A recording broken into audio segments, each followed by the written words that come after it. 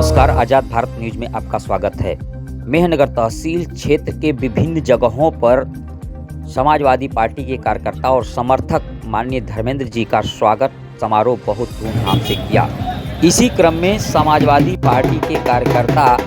आशीर्वाद यादव और हंसराज यादव के नेतृत्व में खरिहानी बाजार में बहुत ही धूमधाम से धर्मेंद्र यादव जी का स्वागत किया गया, जिसमें तमाम युवा डीजे के ऊपर फिरते नजर आए।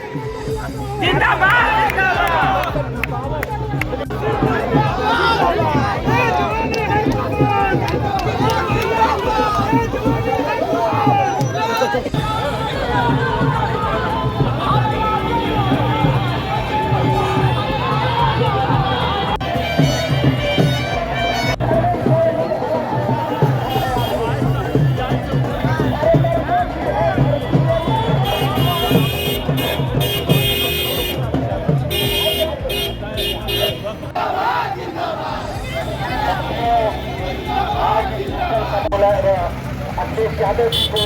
धन्यवाद देते हैं कि उन्होंने इतने शानदार और कर्मठ प्रत्याशी को हमारे बीच में भेजा है। भाइयों, ये आजमगढ़ की सरजमी बहुत ही ऐतिहासिक सरजमी है। इस से इसका कंपटीशन इसकी तुलना प्रदेश के किसी भी चीज से नहीं हो सकती। ये गंगा जमनी तहजीब का एक प्रतीक रही है, इसने हमेशा प्यार मोहब्बत का संदेश दिया है। मैं आपसे कोई भाषणबाजी नहीं करूँगा, सिर्फ इतना कहूँगा कि आज हमारा देश बहुत अहम वक्त से गुजर रहा है, इसलिए मेरे भाइयों हमें संयम के साथ लेना है। और एक मेरी सारे भाइयों से अपील है, हर हिंदू मुसलमान ईसाई सबसे अपील है, अगले पिछड़ों से अपील है, बड़ी संख्या में परसेंटेज को बढ़ाना भी है ताकि यहाँ की जीत इतिहास में दर्ज हो जाए। और साथियों ये बात याद रखना, हम करने के लिए सिर्फ साइकिल को देंगे, भाई धर्मेंद्र यादव को देंगे, वरना सही मानों में ये हम अपने आप को देंगे, इंसानियत के लिए देंगे, अपने बाल बच्चों के भविष्य के लिए देंगे, क्योंकि देश को बांटने की साजिश हो रही है। हम बदल जाना, मगर ये बात फकत मेरे बस की बात नहीं। उठो उठो मेरी दुनिया के आम इंसानों, ये काम सबका है, दो चार तरह की बात तो इतने वोटों से जिताओ कि इतिहास बना दे आजमगढ़ की धरती। इन्हीं शब्दों के साथ अपनी बात को खत्म करता हूँ और माननीय मंत्री जी हरियाणा क्षेत्र के चारों तरफ से आए हुए हमारे नौजवानों, आपके बीच में माननीय राष्ट्रीय अध्यक्ष अखिलेश यादव जी ने जो प्रत्याशी अपने छोटे भाई जी को माननीय धर्मेंद्र जी को भेजा है, और आप सबकी जिम्मेदारी बनती है कि आप सब लोग जो है मिलकर के जो है इस बार इन चुनाव में यह जीत और हार का कोई चुनाव नहीं है साथियों। कौन जीतेगा कौन हारेगा इसका चुनाव नहीं है, यह चुनाव इस बात का है कि भारत का संविधान रहेगा या खत्म हो जाएगा, इस देश और प्रदेश में लोकतंत्र रहेगा या नहीं रहेगा, इस बात का चुनाव है। इसलिए लोकतंत्र को कायम रखने के लिए भारत के संविधान को जिसको बाबा भीमराव अम्बेडकर ने बनाया, उस संविधान की रक्षा के लिए आपको चुनाव करना है और साइकिल के निशान के सामने जो है बटन दबानी है। और हम धर्मेंद्र यादव जी को जो हमारे जिले में हो रहा है रोड शो का, आपके बीच में पुनः धर्मेंद्र जी प्रत्याशी बन के आए हैं। पहली बार थोड़ी सी कमी के नाते हम लोग चुनाव नहीं जीते, लेकिन इस बार साथियों मैं कहना चाहता हूँ कि यह देश संकट में है, प्रदेश संकट में है, संविधान संकट में है, हमारा आरक्षण संकट में है, लोकतंत्र संकट में है। अब एक तरफ आपको इस संकट से बचाना है तो किसको चुनाव आदरणीय MLC लाल बिहारी जी, आदरणीय पूर्व MLC कमला जी, आदरणीय हमारे यहाँ से विधायक पूजा सरोज जी, साथी संग्राम जी से लेके राज्यसभा सदस्य रहे गुड्डू भाई, राकेश भाई, MLC साहब और उपस्थित सभी मेरे सम्मानित साथियों, मैं आज इस मौके पर सबसे पहले आभार व्यक्त करता हूँ आदरणीय गुड्डू जमाली साहब का, जिनके आने से मैं समझता हूँ समाजवादी नौजवानों में एक नई ऊर्जा आई है और लोगों ने ये मान लिया है। पिछले चुनाव की जो छोटी मोटी कमी रह गई थी उससे कई गुना ज्यादा आदरणीय जमाली साहब के आने से हम लोगों को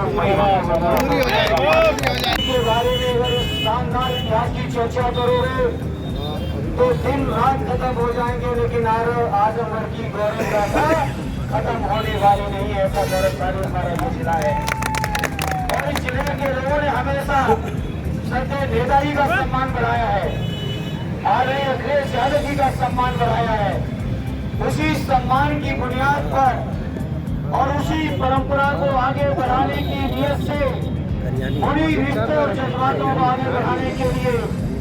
एक बार फिर मैं आज आपके बीच, आपके ही अदालत में आपके बीच खड़ा हूँ और मुझे यकीन है कि आजमगढ़ का ये आवाम, आजमगढ़ के महान लोग मुझे अपना आशीर्वाद और समर्थन देके माननीय अखिलेश यादव जी का मान सम्मान बढ़ाएंगे। मैं आपको विश्वास दिलाता हूँ आपके द्वारा मिले हुए सम्मान के बाद जहाँ आपकी तरक्की और खुशहाली के लिए काम करना है, वहीं उत्तर प्रदेश और देश के अंदर जो शोषण हो रहा है, जो अन्याय और अत्याचार हो रहा है, विशेषकर समाजवादियों के ऊपर हो रहा है। आली आजम खान साहब का पूरा परिवार बीजेपी के लोग बर्बाद करने में पड़े हो। हमारे इसी आजमगढ़ के सांसद आरई रमाकांत यादव जी क्रांतिकारी सांसद रहे, उनको भी 1 साल से ज्यादा हो गया है झूठे मुकदमे में जेल में डाल रखा है। तो हम आजमगढ़ के अपने क्रांतिकारी लोगों के बीच कहेंगे, जहां हमें सबका सम्मान बचाना है, अपने लोगों के लिए संघर्ष करना है, वही आने वाले समय में हमारे देश के नौजवानों का जो बेरोजगारी का सवाल है, हमारे फौज में भर्ती होने की तमन्ना रखने वाले वो नौजवान जिनका सम्मान और स्वाभिमान अग्निवीर योजना ने गिराया है, उन तमाम सम्मान और स्वाभिमान को भी हम सबको संघर्ष करके लौटाना है। साथियों, हमें उन नौजवानों का भी ख्याल करना है जो पेपर लीक के माध्यम से सालों से कोई परीक्षा नहीं दे पाए और परीक्षा दी है तो परीक्षा रद्द हो गई, उन्हें रोजगार नहीं मिलेंगे। ये बहुत सारे सवाल हैं। अभी चुनाव चलेगा, चर्चाएं होंगी, बहसें होंगी चट्टी चौराहों पर, मोहल्लों में, गलियों में,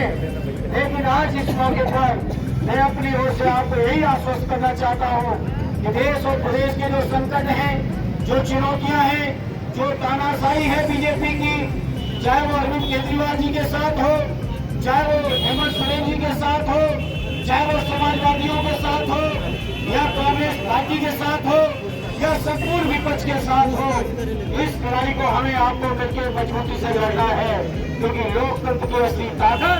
अगर कहीं है तो वो जनता के हाथों में, कहीं दूसरी जगह लोकतंत्र की ताकत है। राजधानी जी कह रहे थे ये चुनाव केवल सांसद बनाने का नहीं है, ये चुनाव देश के संविधान को बचाने का चुनाव है। ये खरियानी और आसपास के लोगों, मेहनगर आजमगढ़ के लोगों, आप सभी जानते हो, जब मुझे सत्य नेताजी के आशीर्वाद से, आनंद अखिलेश यादव जी के आशीर्वाद से, मैनपुरी और बदायूं की जनता के आशीर्वाद से सांसद होने का मौका मिला, तो आपकी इस लड़ाई को लड़ने में हमने कभी पीछे नहीं हटे साथियों। और आजमगढ़ के क्रांतिकारी लोगों का जिला है, और आजमगढ़ के लोगों का जब सहयोग मिलेगा, आजमगढ़ के लोगों का जब आशीर्वाद साथ में जुड़ा होगा, तो कहीं न कहीं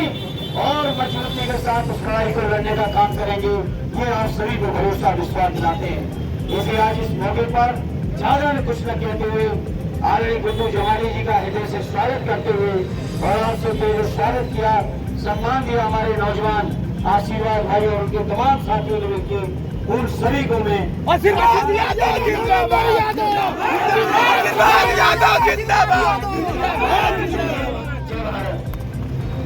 चलिए बहुत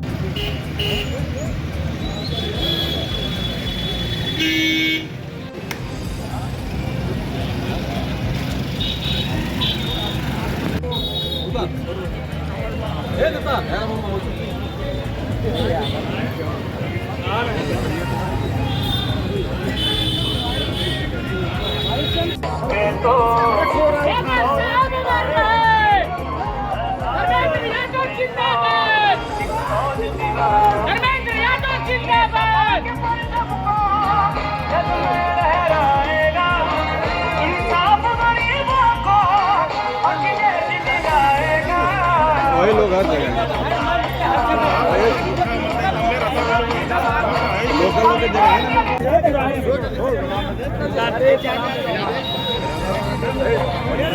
जगह